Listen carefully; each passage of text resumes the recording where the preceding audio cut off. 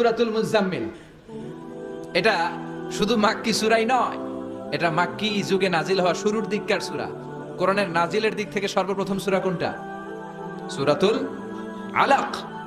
ইকরা বিসমি রাব্বিকাল্লাযী খালাক, এই আয়াতগুলো প্রথমে নাজিল হয়েছে। এই সূরা আলাকের প্রথম 5 আয়াতের পরপরই এই সূরা মুজাম্মিল নাজিল করে দিয়েছে কে? তার মানে মাক্কি জীবনের একেবারে শুরুর দিককার সময়। বিশ্বনবীর বয়স তখন 40। কত? সবাই বলেন।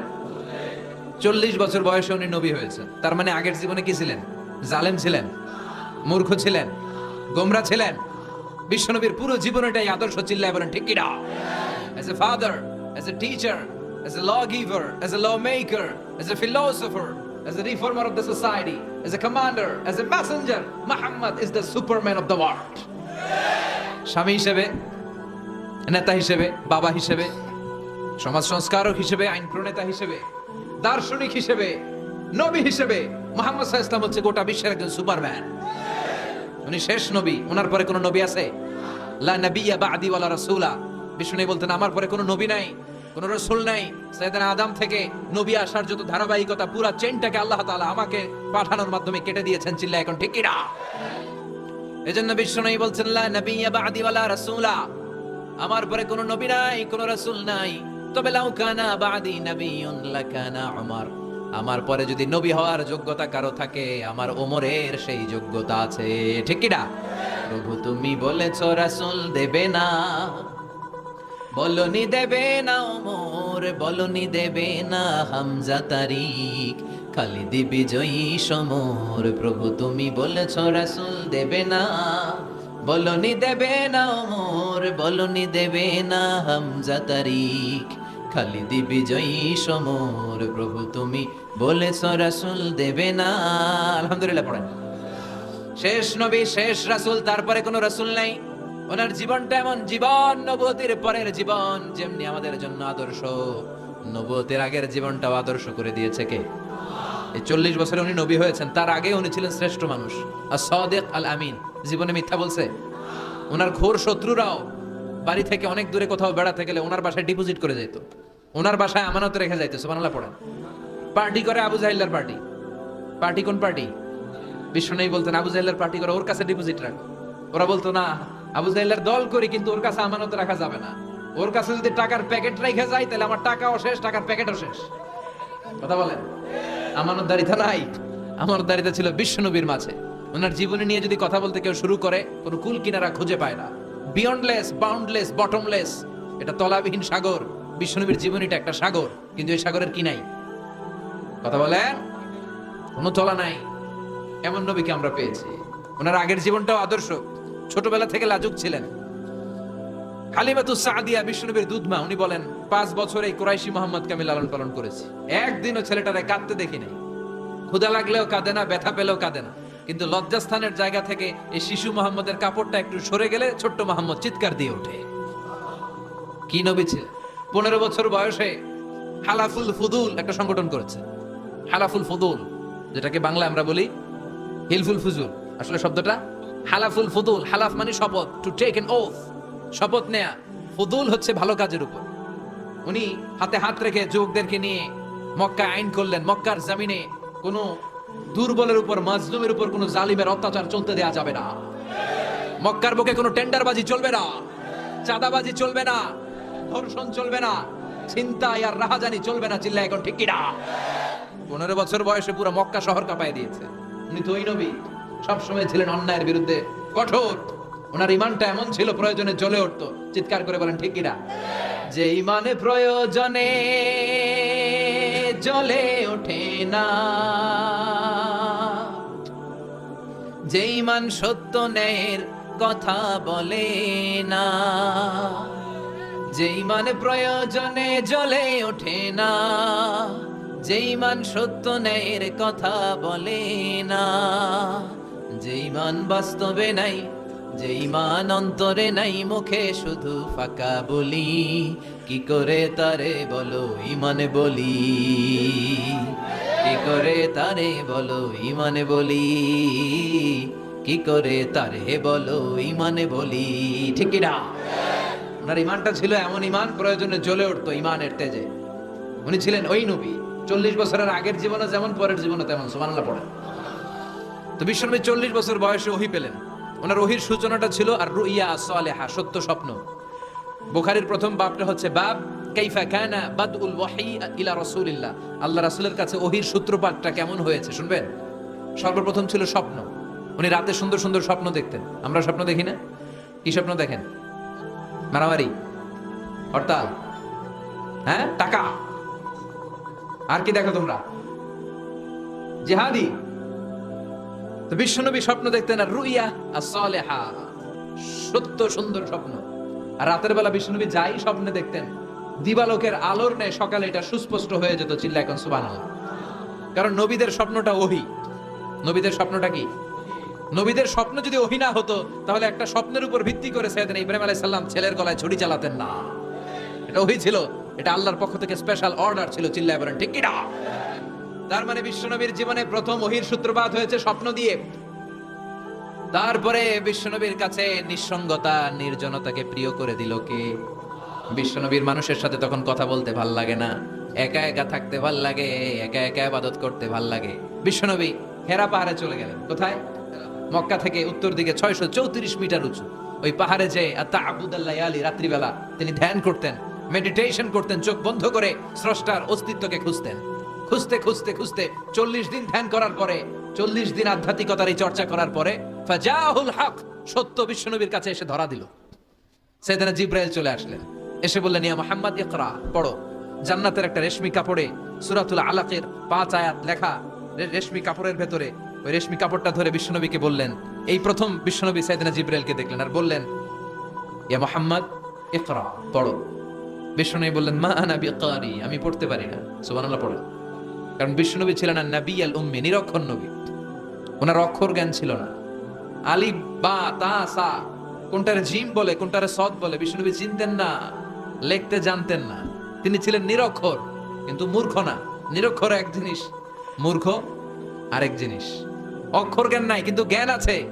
কারণ বিশ্বনবী বলতেন আদাবানি রব্বি ফা আহসানা তা'দীবি, আমি পৃথিবীর কোন ইউনিভার্সিটি থেকে ডিগ্রি নেই নাই, কেউ আমারে শিখায় নাই, স্বয়ং আরশের উপর থেকে আমারে শিক্ষা দান করেছে কে? তাই আমার শিক্ষার মতো শিক্ষা পৃথিবীর কারো শিক্ষা হতে পারে। সাইয়েদনা জিবরাইল বললেন ইয়া মুহাম্মদ ইকরা, পড়ো। বিশ্বনবী ফেলফেল কে রইলেন, অক্ষর চিনা না, পড়বে কেমনে? বিশ্বনবী বলেন মা আনা বিকারি, আমি জানি না কেমন করে পড়তে হয়। ফাআখাযানি ফাগাত্তানি হাত্তা বালাগা মিন্নি আল জাহাদ, বিশ্বনবী পড়তে জানেন না। যখন বললাম আমি পড়তে পারি না, সাইয়েদনা জিবরাইল বিশ্বনবীকে জড়িয়ে ধরলেন, বুকের মধ্যে জড়িয়ে ধরে যত জোর ছিল বিশ্বনবীকে একটা চাপ দিলেন। বিশ্বনবী বললেন চাপের চোটে আমি আমার বুকের ভেতরে ব্যথা পেলাম। ফারসালানি, আমাকে ছেড়ে দিল। ছেড়ে দিয়ে আবার কে পড়েন ইকরা, read in the name of your lord. বিশ্বনবীর আগের কথা, আমি পড়তে জানি, মা আনা বিকারি। সাইয়েদনা জিবরাইল আবার জড়িয়ে ধরলেন, আবার চাপ দিলেন। বিশ্বনবী বললেন ব্যথা পেলাম। আবার জিবরিল বিশ্বনবীরে বললেন পড়েন। বিশ্বনবী আগের কথাই বলে আমি পড়তে পারি না, আবার চাপ দিলেন। 3 বার চাপ দেওয়ার পরে সাইয়েদনা জিবরাইল বললেন নবী এবার আপনি পড়েন।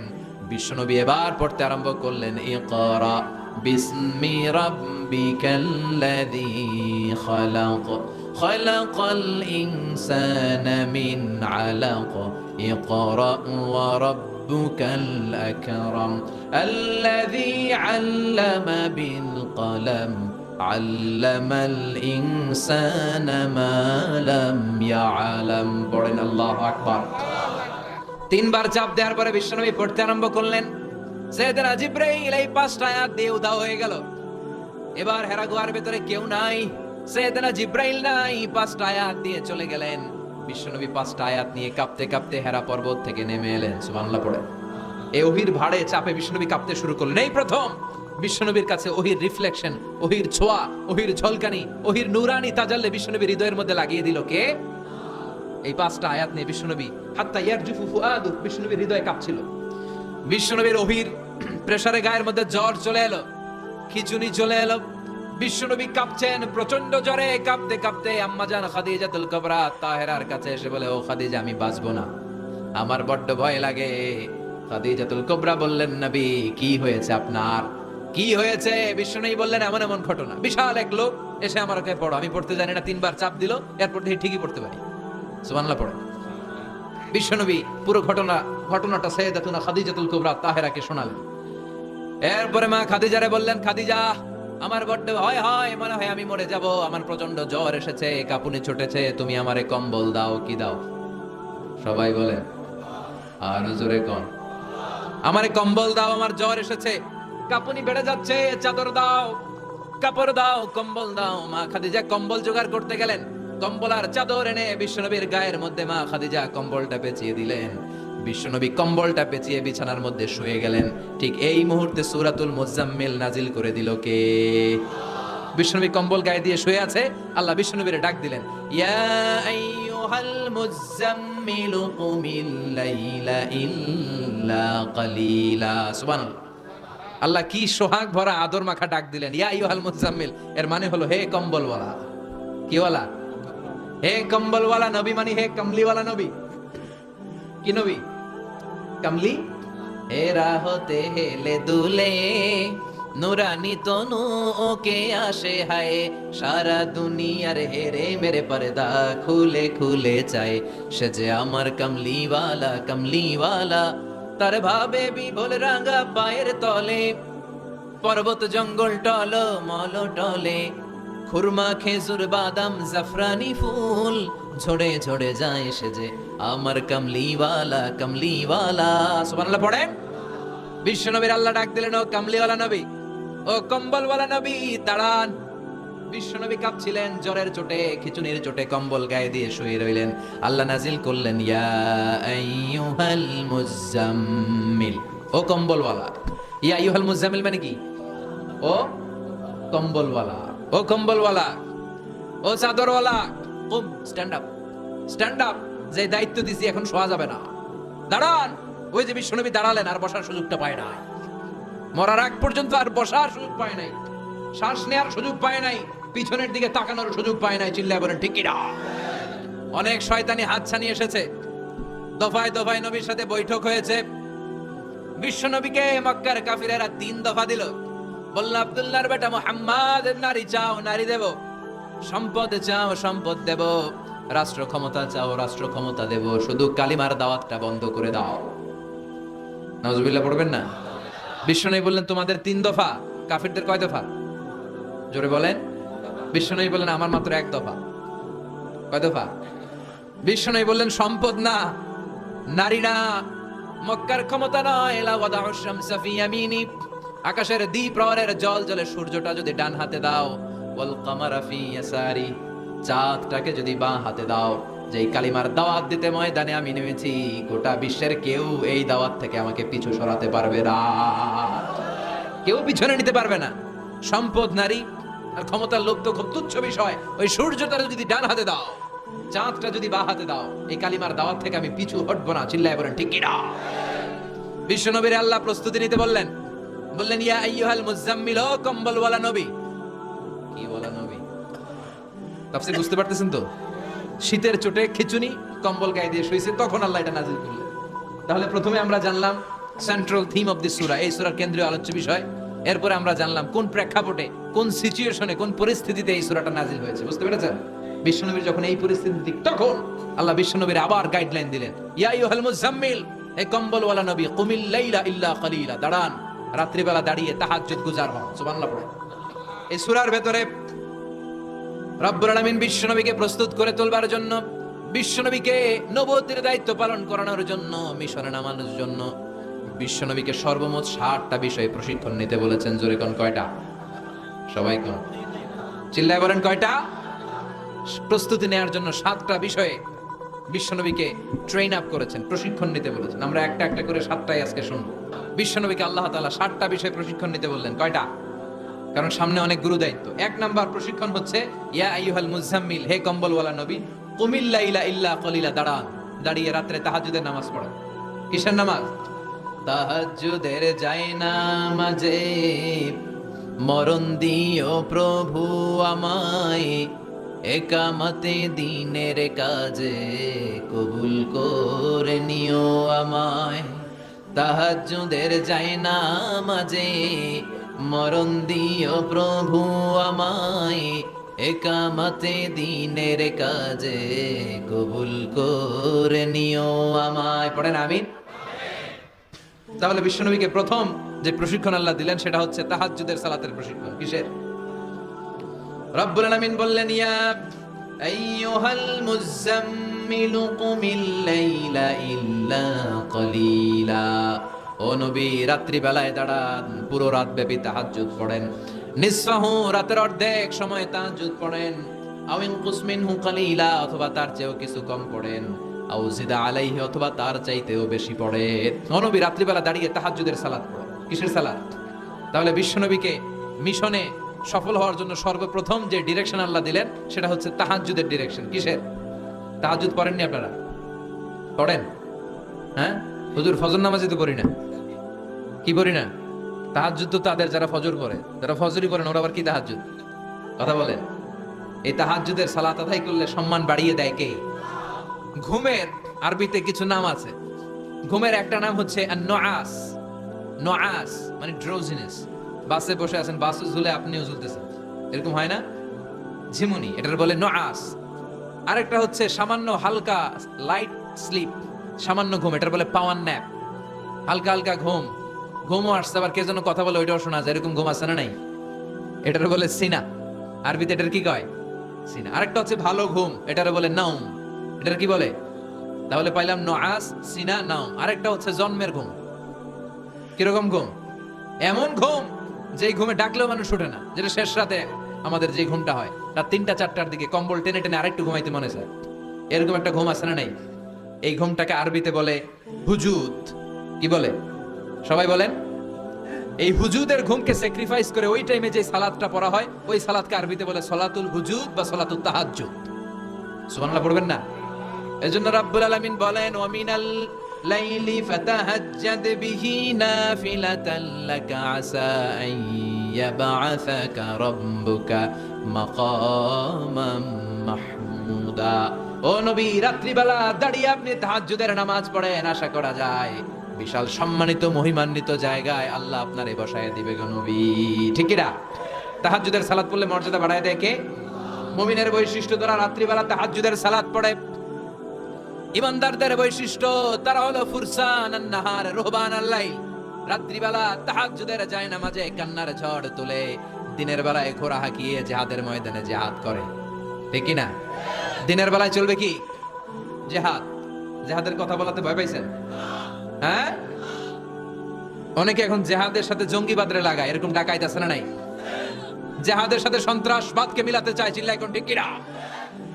জঙ্গিবাদ আর সন্ত্রাস এক জিনিস, জিহাদ আরেক জিনিস। জিহাদরে ফরজ করছে কে? আর জঙ্গিবাদকে হারাম করেছে কে? জঙ্গিবাদকে দমন করার জন্য আল্লাহ তাআলা জিহাদের মতো বিধানকে ফরজ করেছেন, চিল্লায় বলেন ঠিক কিনা? যারা হকের পক্ষে, যারা কল্যাণের পক্ষে, যারা মানবতার পক্ষে, এরা হচ্ছে মুজাহিদ। আর যারা হক সহ্য করে না, মানবতাকে সহ্য করে না, শান্তির কথাকে সহ্য করে না, এরা হলো এক একটা জঙ্গি, চিল্লায় এখন ঠিক কিনা? আবু জাহেল ছিল জঙ্গি আর বিশ্বনবী ছিলেন মুজাহিদ। ফেরাউন ছিল জঙ্গি, মুসা আলাইহিস সালাম ছিলেন মুজাহিদ। নমরুদ ছিল জঙ্গি, সাইয়েদনা ইব্রাহিম ছিলেন মুজাহিদ। বাংলার জমিনেও যারা হকের কথা বলে তারা হচ্ছে মুজাহিদ। আর যাদের হক সহ্য হয় না, ইসলাম সহ্য হয় না, কোরআন সহ্য হয় না, এরা এক একটা সন্ত্রাস আর জঙ্গি, চিল্লায় এখন ঠিক কিনা? এরা জঙ্গি। আমরা যারা সত্যের পক্ষে কথা বলি, আমরা জঙ্গি না, আমরা মুজাহিদ। আমরা কি? মুজাহিদ। এজন্য মুমিনদের বৈশিষ্ট্য হলো রুহবান আল-লাইল ফুরসান আন-নাহার। মুমিন বান্দারা দিনের বেলায় জিহাদের ময়দানে ব্যস্ত থাকে, রাতের বেলায় তাহাজ্জুদের জায়নামাজে চোখের পানি দিয়ে জায়নামাজ ভিজায়। রাতের আধারে যারা সেজদাতে রয়, দু চোখের শ্রুতে নদী যেন বয়। রাতের আধারে যারা সেজদাতে রয়, দু চোখের শ্রুতে নদী যেন বয়। ছলনার হাতছানি যতই আসুক, পেছনে ফিরেও সে তাকায় না। যাদের হৃদয়ে আছে আল্লাহর ভয়, তারা কবু পথ ভুলে যায় না। আল্লাহর প্রেম ছাড়া এই দুনিয়ায় কারো কাছে কোনো কিছু চায় না, চিল্লায় বলেন ঠিক কিনা? এজন্য বিশ্বনবীর প্রথম প্রশিক্ষণ নিতে বললেন আল্লাহ, কুমিল লাইলা ইল্লা কালিলা। ও ও নবী, বিশাল মিশন নিয়ে দুনিয়ার বুকে আপনি এসেছেন গো নবী। প্রথম প্রশিক্ষণ যেটা নিবেন, রাত্রিবেলায় দাঁড়িয়ে দাঁড়িয়ে তাহাজ্জুদের প্রশিক্ষণ। বিশ্বনবীর আদেশ করলেন কে? কিসের আদেশ? সবাই কোন, আরো জোরে। ওই মুহূর্তটা তাহাজ্জুদের সময়টা এমন সময়, ইয়ানজিলু রাব্বুনা ইলা সামাইদ দুনিয়া, রব্বুল আলামিন আরশের উপর থেকে দুনিয়ার আকাশে নেমে আসে মানে বিশেষ একটা মনোযোগ দেয়, আর দুনিয়াবাসীরা ডেকে ডেকে বলে, গোলাম আলা মিন মুস্তাগফিরিনা গফির আলা, কার ক্ষমা লাগবে ক্ষমা চাও, সব গুনাহ আমি ক্ষমা করে দেব। আলা মিন মুস্তারজিকিন আরজুক আলা, কার কি লাগবে আমার কাছে চাও, সব আমি দিয়ে দেব। আল্লাহু আকবার। আলা মিন মুস্তাকসিন আকসুরা, যার জামা দরকার জামা চাও, জামা দেব। ক্ষমতা দরকার ক্ষমতা চাও, ক্ষমতা দেব। নেককার স্ত্রী দরকার, নেককার সন্তান দরকার, সন্তান চাও, সন্তান দেব। সব দেয়ার মালিক কে? কেউ যেটা পারে না পারে কে? কেউ যেটা দেয় না দেয় কে? কেউ যেটা বোঝে না বোঝে কে? আল্লাহ শেষ রাতে আম করে ডাকে, দেওয়ার জন্য ডাকে, কিন্তু চাওয়ার সময় আমাদের নাই। উনি দেওয়ার জন্য প্রস্তুত, কিন্তু এটা তো নেওয়ার লোক লাগবে। কথা কন। বিশ্বনবী তাহাজ্জুদের সময় দাঁড়িয়ে যেতেন ছোট্ট একটা ঘরে, চাটাইয়ের উপরে বিশ্বনবী মা এসে শুতেন, গাদাগাদি করে জায়গা নাই। মাঝরাতে বিশ্বনবী তাহাজ্জুদের জন্য দাঁড়াতেন, আল্লাহু আকবার বলে দাঁড়িয়ে যেতেন, নামাজ শুরু করে দিতেন। বিশাল বড় সূরা পড়তেন, কেরাত পড়তেন, রুকু করতেন, কিন্তু সিজদার জায়গায় সিজদা দেওয়ার জায়গা নাই। সিজদার জায়গায় মা এসা পা বিছিয়ে শুয়ে আছে।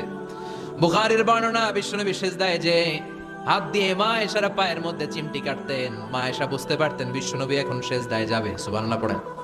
মা এসা বুঝতে পেরে পা দুইটা সরিয়ে নিতেন, বিশ্বনবী সিজদা দিতেন। সিজদা দিয়ে বিশ্বনবী যখন আবার দাঁড়িয়ে যেতেন, মা আয়েশা পা বিছিয়ে আবার শুয়ে পড়তেন। কি ইবাদত ছিল বিশ্বনবীর! হাত্তা তাতাওয়াররামু খাদামা। মা আয়েশা বলতেন বিশ্বনবী দাঁড়িয়ে থাকতে থাকতে এত সময় ধরে তাহাজ্জুদের সালাত পড়তেন, ওনার পা গুলো ফুলে এরকম টিউমারের মতো মোটা হয়ে যেত। সুবহানাল্লাহ পড়বেন না? দাঁড়িয়ে থাকতে থাকতে বিশ্বনবীর পা গুলো টিউমারের মতো মোটা হয়ে যেত। প্রথম রাকাতে বাকারা আলী ইমরান পড়ে ফেলতেন, সুবহানাল্লাহ পড়েন। বিশ্বনবীর পা যেন ফেটে যাবে, এভাবে হাত বেঁধে দাঁড়িয়ে থাকতে থাকতে বিশ্বনবীর হাতগুলো বাঁকা হয়ে যেত, ব্যথা হয়ে যেত। বিশ্বনবী তখন হাত দুইটা ছেড়ে দিতেন। আবার যখন এনার্জি ফিরে পেতেন, যখন বিশ্বনবীর ভালো লাগতো, আবার হাত বাঁধতেন। পড়েন সুবহানাল্লাহ। তার মানে হাত ছেড়ে দিও নামাজ পড়া যায়, হাত ছেড়ে দিও। মালিকি মাযহাবের কিছু স্কলাররা ওনারা মত নিয়েছে, ওনাদের অনুসারীরা এরসাল করে। আমাদের দেশে কেউ বাদে এইভাবে, কেউ এইভাবে, কেউ এইভাবে। মালিকিরা বাদেই না, কে বাদবি না, কি করবি কর, আছে না নাই? আপনি যদি হজ করতে যান মক্কা মদিনায়, এই আমলগুলো দেখতে পারবেন। এটা সুন্নাত একটা আমল। হাত ছেড়ে দিলেও যেখানে সালাত হয়ে যায়, ওই জায়গায় কই বাঁধবে এই নিয়ে কিলাকিলি আছে না নাই? উপরে না নিচে, আমিন জোরে না আসতে, আছে না নাই? পেকুয়াতে মাশাআল্লাহ এগুলো নাই। হ্যাঁ, পেকুয়াতে এগুলো আছে। বিশ্বনবী লম্বা সময় দাঁড়িয়ে তাহাজ্জুদ করতেন। তাহাজ্জুদ বললে আপনার মর্যাদা বাড়ায় দিবে কে? সাইয়েদনা জিবরাইল বললেন, ইন্না শারাফাল মুমিন ফি কিয়ামিল লাইল। বিশ্বনবী বললেন, জিবরাইল এসে আমাকে বলে গিয়েছে মুমিনের মর্যাদা তাহাজ্জুদের নামাজের ভেতর। সুবহানাল্লাহ পড়েন। তাহাজ্জুদের নামাজ পড়লে মর্যাদা বাড়ায় দেয় কে? 2 নাম্বার, কুরবাতুন ইলাল্লাহ। তাহাজ্জুদের নামাজ পড়লে আল্লাহর সাথে নৈকট্য বাড়িয়ে দেয় কে? আল্লাহর সাথে কানেক্টিভিটি আপনার বেড়ে যাবে। আমাদের দুনিয়াতে সব জায়গায় কানেক্টিভিটি আছে। এমপির সাথে হাত আছে, চেয়ারম্যানের সাথে হাত আছে, ওই এসআই এর সাথে হাত আছে, পুলিশের আইজির সাথে হাত আছে, কিন্তু আল্লাহর সাথে হাতটা নাই। কথা কন।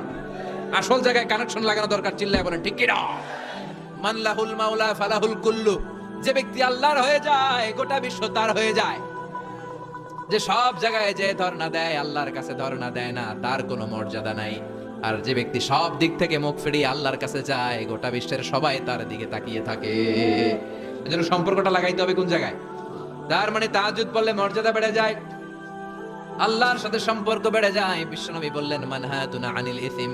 তাহাজ্জুদের নামাজ পড়লে, তাহাজ্জুদের নামাজ আপনারে পাপ কাজ থেকে বাধা দিবে। সুবহানাল্লাহ পড়েন। তাহাজ্জুদ যারা পড়ে এরা পাপ কাজ করে না। চিল্লায় এখন ঠিক কি না? 4 নম্বরে মুকাফফিরাতুন লিসাইয়্যাত। পাপ আর অন্যায় যদি কিছু হয়েও থাকে, তাহাজ্জুদের নামাজ পড়লে তাহাজ্জুদের নামাজ পাপগুলোরে ধুয়ে মুছে সাফ করে দেয়। এজন্য তাহাজ্জুদ পড়ার দরকার আছে না নাই? বিশ্বনবীরে বললেন আপনার প্রথম প্রশিক্ষণ হচ্ছে তাহাজ্জুদের প্রশিক্ষণ। কিসের প্রশিক্ষণ? এজন্য আল্লাহ বললেন, ইয়া আইয়ুহাল মুযাম্মিলু কুমিল লাইলা ইল্লা ক্বালিলা নিসফাহু আও ইনকুস মিনহু ক্বালিলা আও জিদ আলাইহি ওয়া রাত্তিলিল কুরআনা তারতিলা। সুবহানাল্লাহ পড়ো। 1 নাম্বার প্রশিক্ষণ চলে গেল। 1 নাম্বার প্রশিক্ষণ কি ছিল? তাহাজ্জুদ। আওয়াজ করে বলেন না, কি ছিল? 2 নাম্বার প্রশিক্ষণ, ওয়ারাত্তিলিল কোরআনা তারতিলা।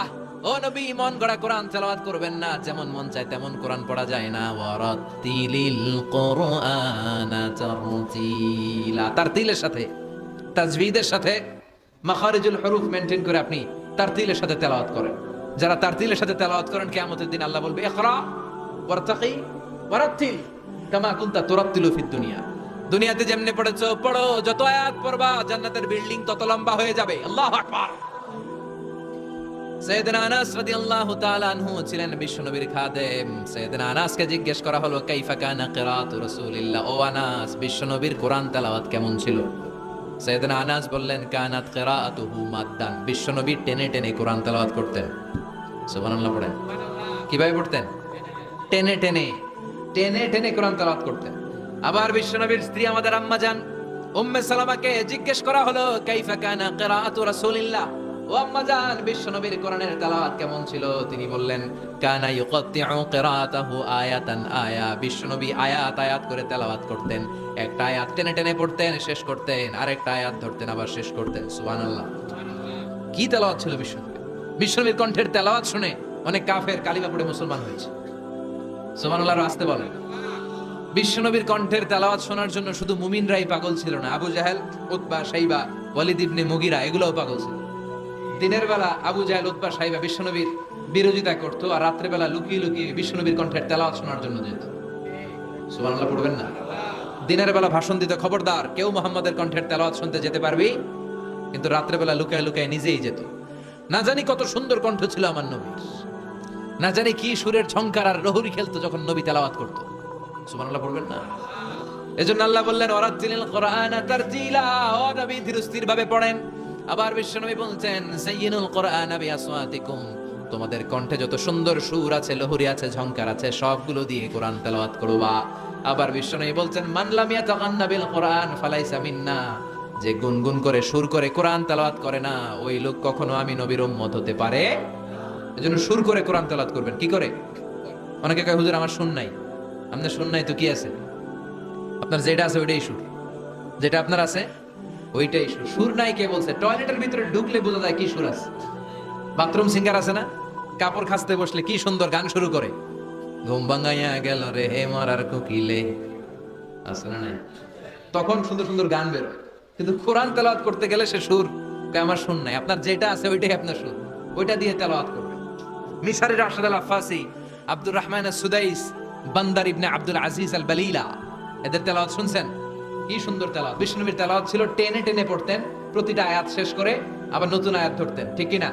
আলহামদুলিল্লাহি রাব্বিল আলামিন আর রহমানির রহিম মালিকি ইয়াউমিদ্দিন ইয়্যাকা না'বুদু ওয়া ইয়্যাকা নাস্তাঈন اهدنا الصراط المستقيم صراط الذين أنعمت عليهم غير المغضوب عليهم ولا الضالين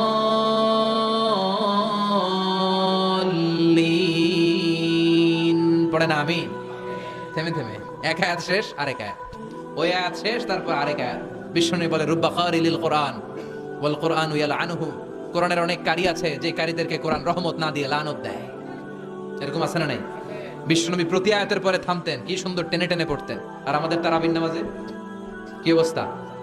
জাপানের বুলেট ট্রেনও ফেল হাফেজ সাহেবের কাছে, আছে না নাই? হাফেজ সাহেবরা খবরদার, এভাবে কোরআন পড়বেন না। এভাবে কোরআন তেলাওয়াত করলে রহমত না পেয়ে আপনার কপালে লানত জুটবে। চিল্লায় বলেন ঠিক কি না? এজন্য 2 নাম্বার প্রশিক্ষণ রব্বুল আলামিন বিশ্বনবীকে দিলেন আর বললেন, ওয়ারাত্তিলিল কোরআনা তারতিলা, ও নবী রাত্রিবেলায় তাহাজ্জুদের নামাজে ধীর স্থির ভাবে কোরআন তেলাওয়াত করেন। এরপর আল্লাহ বললেন, ইন্না সানুলকি আলাইকা কওলান সাকিলা, ও নবী অচিরেই ভারী একটা কথা, ভারী একটা বাণী, অনেক ওজনওয়ালা কোরআন আমি আপনার উপরে নাজিল করে দেব। সুবহানাল্লাহ পড়ে। কওলান সাকিলা, it's a very heavy and weightful word. কোরআনের এই কথাগুলোর একটা আলাদা ওজন আছে না নাই? বিশ্বাস হয় না সন্দেহ লাগে? বিশ্বনবীর কাছে যখন কোরআনের আয়াত নাজিল হতো, মা আয়েশা বর্ণনা করেন, প্রচন্ড শীতের রাতে, কিসের রাতে কথা শুনতেছেন? প্রচন্ড শীতের রাতে বিশ্বনবী ঘেমে ঘেমে একাকার হয়ে যেতেন। মাঘ মাসের শীত, মা এসা বলে আমরা কম্বল গায়ে দিয়ে শুই, কিন্তু বিশ্বনবীর কাছে যখন কোরআন নাজিল হয় বিশ্বনবী ঘেমে ঘেমে একাকার হয়ে যেতেন। সুবহানাল্লাহ পড়েন। বিশ্বনবী যখন ওটের উপর বসা অবস্থায় কোরআনের আয়াত নাজিল হতো, ওটের বুকটা জমিনে লেগে যেত। বিশ্বনবী ঘোড়ার উপরে বসা অবস্থায় যখন কোরআনের আয়াত নাজিল হতো, ঘোড়ার পা গুলো জমিনের ভিতরে গেড়ে যেত। বিশ্বনবী মাঝে মাঝে অনেক সাহাবাদের রানের মধ্যে মাথা রেখে শুয়ে পড়তেন। ওই অবস্থায় যখন কোরআনের আয়াত নাজিল হতো, সাহাবারা বলতো আমাদের হাড্ডিটা ফেটে টুকরা টুকরা হয়ে যাবে, এরকম মনে হতো। তার মানে কোরআনের আয়াতের একটা ভার আছে না নাই? এজন্য রাব্বুল আলামিন বলেন, লাউ আনজালনা হাযাল কুরআনা আলা জাবালিন লারাআইতাহু খাশিআন মুতাসাদ্দিআন মিন খাশিয়াতিল্লাহ। ও নবী, কোরআনকে মানুষের উপর নাজিল না করে যদি পাহাড়ের উপর নাজিল করতাম, আপনি দেখতেন কোরআনের ভারে বড় বড় পাহাড়গুলো ভেঙে চুরে খান খান হয়ে যেত গো নবী। কোরআনকে যদি মাউন্ট এভারেস্টের উপর আল্লাহ নাজিল করতো, পাহাড়টা ভেঙে দুমড়ে মুচড়ে চূর্ণ বিচূর্ণ হয়ে যেত। চিল্লা এখন ঠিক কি না? এজন্য আল্লাহ বললেন এটা অনেক ভারী একটা বাণী, এই বাণী আমি আপনার উপরে নাজিল করব। এরপর আল্লাহ বললেন, ইন্না নাশিয়াতাল লাইলি হিয়া আশাদ্দু ওয়াতআন ওয়া আকওয়ামু কিলা। ও নবী, রাত্রিবেলা যদি আপনি তাহাজ্জুদের নামাজ পড়েন, আপনার মনোযোগায়নকে শক্তিশালী করে দিবে কে? আপনার কথা বলার যোগ্যতাকে মজবুত করে দিবে কে? কেন আপনি রাত্রিবেলায় তাহাজ্জুদ গুজার হবেন? কারণ ইন্নালাকা ফিন নাহারি সাবাহান তাবিলা। দিনের বেলায় অনেক ব্যস্ততা আছে না নাই? দিনের বেলায় মানুষগুলো কাজকর্ম নিয়ে ব্যস্ত হয়ে যায়, তখন অনেক গোলমাল। তখন নয়, রাত্রিবেলা তাহাজ্জুদ পড়েন, আপনার মর্যাদা বাড়িয়ে দিবে কে? এরপরে 3 নাম্বার প্রশিক্ষণের কথা আল্লাহ বললেন, ওয়াযকুর ইসমা রাব্বিকা ওয়া তাবাজ্জাল ইলাইহি তাবদীলা। প্রথম প্রশিক্ষণ তাহাজ্জুদের প্রশিক্ষণ। কিসের? দ্বিতীয় প্রশিক্ষণ মনোযোগের সাথে ধীরস্থিরভাবে কোরআন তেলাওয়াতের, তারতিলের সাথে কোরআন তেলাওয়াতের প্রশিক্ষণ, ঠিক কিনা? 3 নাম্বার প্রশিক্ষণ ওয়াযকুর ইসমা রাব্বিক, সব সময় রবের জিকির করবেন। জিকির চলবে কার? লা ইলাহা লা ইলাহা ইল্লাল্লাহু মুহাম্মাদুর রাসূলুল্লাহ সাল্লাল্লাহু। ওয়াযকুর ইসমা রাব্বিক, ও নবী আপনার রবের নাম স্মরণ করেন। সব সময় জিহ্বায় একজনের নাম থাকবে, তিনি কে? আমাদের রব কে? আল্লাহ আমারে রব, দমে দমে তনু মনে তারি অনুভব। পড়েন, আল্লাহ আমারে রব, তোমারে দুনিয়াতে আমি যেদিকে তাকাই, অথই নিয়ামাতে ডুবে আছি সবাই। পাখ পাখালির গানে শুনি তাসবিহ কল রব, তাসবিহ কল রব, আল্লাহ আমারে রব। ওয়াযকুর ইসমা রাব্বিক, রবের নামকে স্মরণ করেন নবী। বিপদে পড়লে একজনের নামের জিকির চলবে, চিল্লায় বলেন তিনি কে? তার মানে 3 নাম্বার প্রশিক্ষণ নিতে বললেন, সব সময় একজনকে ডাকবেন, তিনি হলেন রব। এই কথা বলার পরে বিশ্বনবী দুনিয়ার বুকে যত দোয়া করতেন, তার বেশিরভাগ দোয়ার শুরুতে রবের নাম আছে না নাই? রব্বানা যালামনা আনফুসানা ওয়া ইল্লাম তাগফির লানা ওয়া তারহামনা লানাকুনান্না মিনাল খাসিরিন। আবার বিশ্বনবী পড়তেন, রব্বানা আতিনা ফিদ দুনিয়া হাসানাতাও ওয়া ফিল আখিরাতি হাসানাতাও ওয়া কিনা আযাবান নার। আবার আমরা যখন রুকুর মধ্যে যাই, তখন রবের নাম আছে না নাই? সুবহানা রাব্বিয়াল। আবার যখন সিজদায় যাই, তখনও রবের নাম আছে না নাই? সুবহানা রাব্বিয়াল। এজন্য 3 নাম্বার প্রশিক্ষণ ওয়াযকুর ইসমা রাব্বিক, ও নবী রবের নাম স্মরণ করেন। 4 নাম্বার প্রশিক্ষণ ওয়া তাবাত্তাল ইলাইহি তাবতীলা, আপনি যখন সময় পাবেন রবের ইবাদতে মশগুল হয়ে যান। কার ইবাদতে?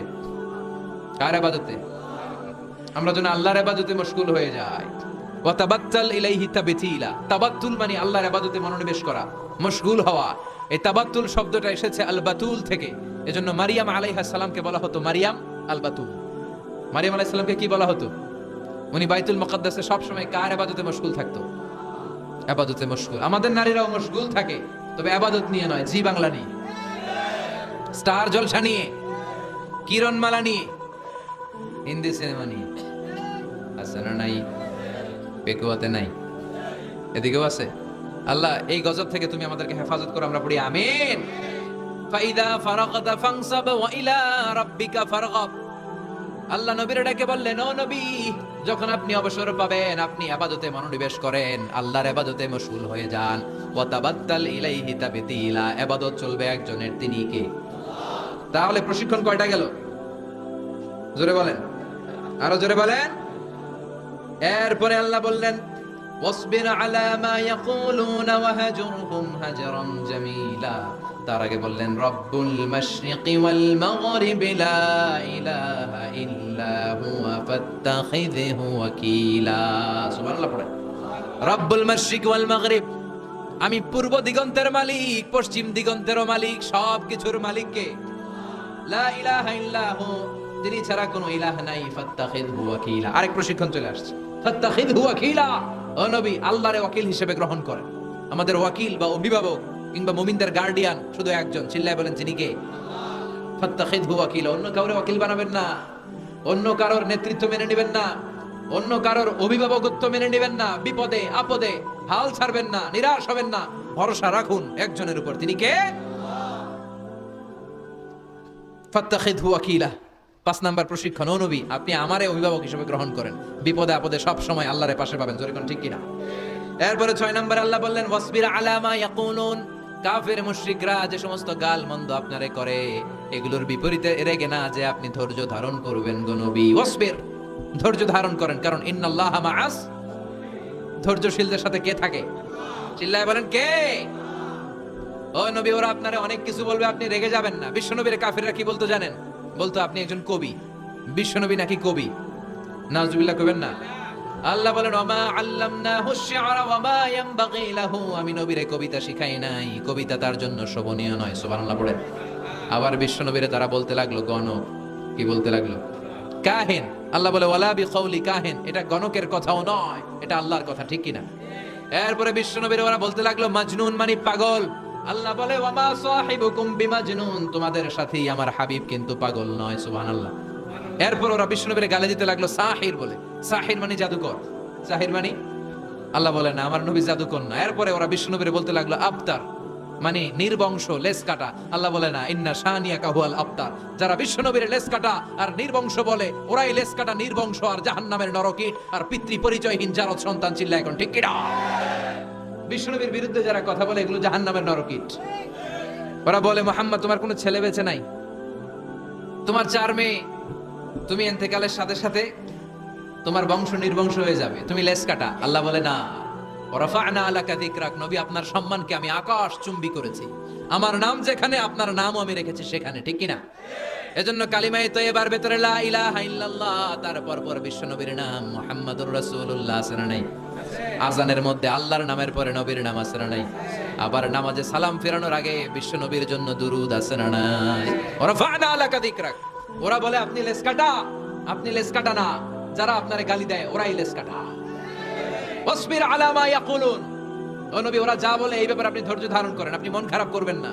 এই গালিগালাজ এটা নবীদের শুনতে হবে, এটা সুন্নাত। আমরাও এখন গালিগালাজ শুনি, জোরে কোন ঠিক কিনা? আমাদেরকে বলে ব্যাকডেটেড, ব্যাকডেটেড, কিছু জানে না এরা মোল্লা। আমগরে কি ডাকে? একজন মেম্বার অফ দ্য পার্লামেন্ট কয়েকদিন আগে সংসদ ভবনে বলছে মোল্লাতন্ত্র। কি বলছে? ইসলামের কথা ভালো লাগে না, কাদিয়ানীদের সাফাই গায়, আছে না নাই?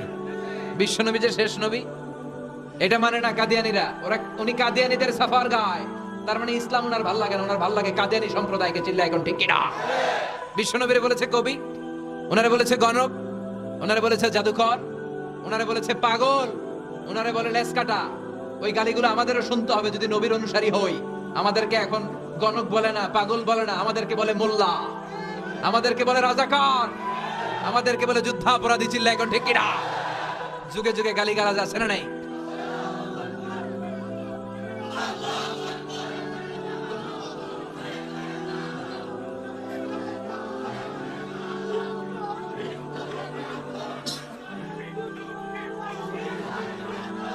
আমাদেরকে যেই ট্যাগই লাগাক না কেন, আল্লাহ বলেন ওয়াসবির, গালি দেখ, মন্দ কথা বলুক, হুমকি ধমকি দেখ, ওয়াসবির, ধৈর্য ধারণ করো, কারণ ইন্নাল্লাহা মাআস, ধৈর্যশীলদের সাথে আল্লাহ রয়েছেন।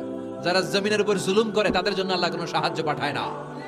আর জমিনে যারা মাজলুম, যাদের রক্ত জমিনে লাগে, ওই জমিনের ক্ষমতা আল্লাহ মাজলুমদের হাতে তুলে দেয়। চিল্লা এখন ঠিক কিনা? রাত্রি যত গভীর হয়, সুবহে সাদিকের সময় কাছে আসতে থাকে, ঠিক কিনা? ইসলামের পক্ষের শক্তির উপর আযাব, অত্যাচার, জুলুম, নির্যাতন যত বাড়তে থাকে, ইসলামের বিজয়ের সময় ঘনাতে থাকে। এটা মুমিনের বিশ্বাস, এটা মুমিনের আত্মোপলব্ধি। আল্লাহ বলেন ওয়াসবির আলা মা ইয়াকুলুন, নবী ওরা যা বলে আপনি মন খারাপ করবেন না, আপনি ধৈর্য ধারণ করেন, কারণ ইন্নাল্লাহা মাআস, ধৈর্যশীলদের সাথে থাকে কে? আবার আল্লাহ বললেন ওয়াস্তাঈনু বিস-সাবরি ওয়াস-সালাতি ওয়া ইন্নাহা লাকাবীরাতুন ইল্লা আলাল খাশিঈন। ও নবী, ধৈর্য আর সালাতের মাধ্যমে আপনি আমার কাছে সাহায্য চান।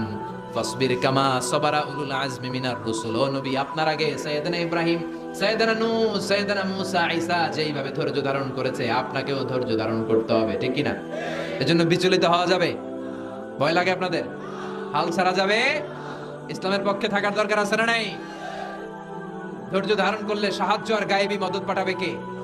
ওয়াসবির আলা মা ইয়াকুলুন, নবী ওরা যা বলে এই ব্যাপারে ধৈর্য ধারণ করেন। এরপর আল্লাহ বললেন ওয়াহজুরুহুম হাজরান জামিলা, ওদেরকে আপনি পরিত্যাগ করেন, এড়িয়ে চলেন। মূর্খরা এসে যখন আপনার সাথে গালমন্দ করতে চায়, পায়ে পাড়া দিয়ে ঝগড়া করতে চায়, আপনি সালাম দিয়ে কেটে পড়েন। ওদের এই কথাগুলো, এই গালিগুলো শোনার সময়ও আমাদের নাই। চিল্লায় বলেন ঠিক কি না?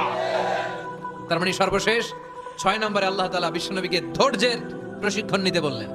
আর 7 নম্বরে এই সমস্ত কাফির, মুশরিক, এই আবাল শ্রেণীর লোকগুলোর কথাবার্তা থেকে নিজেকে এড়িয়ে থাকতে আল্লাহ পরামর্শ দিলেন। চিল্লায় এখন ঠিক কিনা? ওয়াইদা খাতাবাহুমুল জাহিলুনা ক্বালু, মূর্খরা যখন আল্লাহর প্রিয় বান্দাদের সাথে ঝগড়া করতে আসে, আল্লাহর প্রিয় বান্দারা জানে এদের সাথে ঝগড়া করার টাইম আমাদের নাই, তাই ক্বালু সালামা, মুমিন বান্দারা সালাম দিয়ে ওদের কাছ থেকে কেটে পড়ে, ঠিক কিনা? তাহলে 6 নম্বর আল্লাহ বললেন সাবর, ধৈর্যের দরকার আছে না নাই? ধৈর্য ধারণ করার শক্তি দাও গো মেহেরবান আমায়, দাও গো মেহেরবান। বুকের ভেতর ব্যথার নদী বইছে অবিরাম, বইছে বইছে অবিরাম। ধৈর্য ধারণ করার শক্তি দাও গো মেহেরবান আমায়, দাও গো মেহেরবান। পড়েন আমিন। এজন্য তাহাজ্জুদ গুজার হতে হবে। রাজি আছো মুসলমান? 1 নাম্বার প্রশিক্ষণ, তাহাজ্জুদের সালাত পড়তে হবে। মর্যাদা বাড়িয়ে দিবে কে? 2 নম্বরে সুন্দরভাবে তার দিলের সাথে কোরআন তেলাওয়াত করতে হবে, সওয়াব দিবে কে? 3 নম্বরে রব্বুল আলামিন বললেন ওয়াজকুর ইসমা রাব্বিক, সব সময় জিকির চলবে কার? 4 নম্বরে ইবাদতে মনোনিবেশ করতে হবে কার জন্য? 5 নম্বরে দুনিয়ার কেউ আমাদের ওয়াকিল নয়, আমাদের অভিভাবক নয়, আমাদের আসল অভিভাবক কে? 6 নম্বরে ওরা আমাদেরকে যাই বলুক, আমাদের আসল হাতিয়ার হলো ধৈর্য। আসল হাতিয়ার কি? সবর। আর ওরা যদি গালিগালাজ করে, আল্লাহ বললেন ওদেরকে এড়িয়ে চলো। মুমিনরা ধৈর্য ধরবে আর মুনাফিকদেরকে এড়িয়ে চলবে, ঠিক কি না? এই 7টা প্রশিক্ষণ বিশ্বনবীকে নিতে বলল কে? কারণ বিশ্বনবীর বিশাল দাওয়াতি মিশন আছে। কালেমার বাণী প্রচারের মিশনে নামতে হবে, নবুয়তির দায়িত্ব পালনের মিশনে নামতে হবে। লিইউযহিরাহু আলা দ্বীনি কুল্লি, মানব রচিত যত মতবাদ, যত ধর্ম, যত কথা আছে, সবকিছুর কবর রচনা করে কালিমার পতাকা উড়াইয়া দিতে হবে। চিল্লায় এখন ঠিক কি না? এই মিশনে নামার আগে বিশ্বনবীকে আল্লাহ প্রস্তুতি নিতে বললেন। আল্লাহ বললেন প্রিপেয়ার ইউরসেলফ। নবী আপনি প্রস্তুতি নেন। দেখবেন সব কাজের আগে প্রস্তুতি লাগে, লাগে না? কথা বলেন। এই যে Lux channel I superstar, close up one, তোমাকেই খুঁজছে বাংলাদেশ, বিউটি কন্টেস্ট আছে না নাই? দেখবেন এই প্রোগ্রামগুলোর আগে প্রতিযোগীদেরকে হোটেলে নিয়ে ওরা গ্রুমিং করে। কি করে? 1 মাস 2 মাস গ্রুমিং করার পরে এরপরে গালা রাউন্ড, ফাইনাল রাউন্ডে এরা যায়। ওইটা বড় মিশন। ওই মিশনে যাওয়ার আগে গ্রুমিং এর দরকার আছে না নাই? প্রিপারেশনের দরকার আছে না নাই? তাহলে মুমিন থাকবে সদা প্রস্তুত। চিল্লা এখন ঠিক কিনা? আমরা আখিরাতের জন্য প্রস্তুত, আমরা মরণের জন্য প্রস্তুত, আমরা বিজয়ের জন্য স্যাক্রিফাইস করতে প্রস্তুত। চিল্লা এখন ঠিক কিনা?